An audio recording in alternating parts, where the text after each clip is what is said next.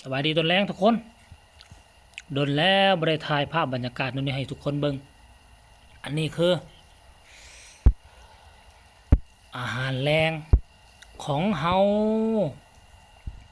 ปิ้งป่ามือก่อนนี่ที่ไปลงน้ำเงิมได้โลปลาย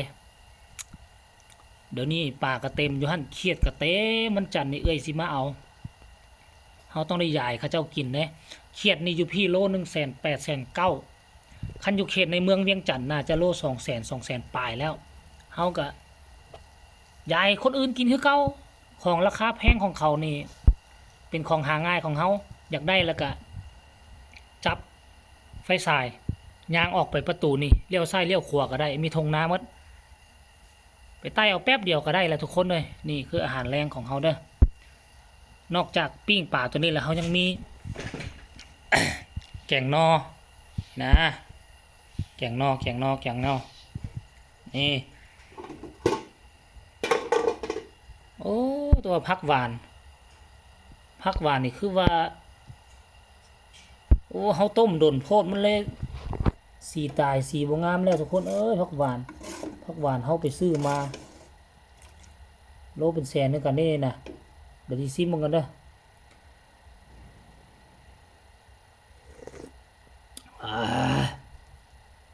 ผักหวานนี่ก็หวานสมซื่อจ้ะเนี่ยโลเป็นแสนในผักหวานนะโอ้ได้อยู่ไปซื้อนอร้านมาแกงใส่ผักหวานเนาะซื้อเคสใหม่มาแล้วก็เปิดแฟตแล้วก็มัวคนเอ้ยนี่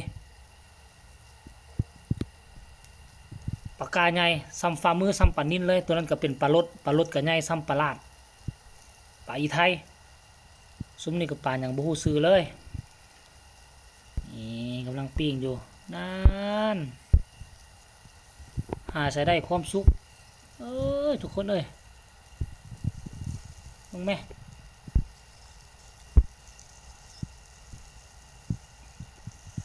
โอ้ยเสียงน้ำมันป่าตกลงไปโอ้ยหอมแท้หอมมาดังแซ่หอมมันไหม้หรือบ่เมาแต่ว่าหอมนี่นะ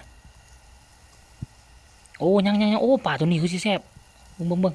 ปลาลดปลาขาวซุ้มนี่เด้โอ้ปลาขาวซุ้มนี่ก็มองแล้ววันนี้ยังปีนบันไดยังติดอยู่ทุกคน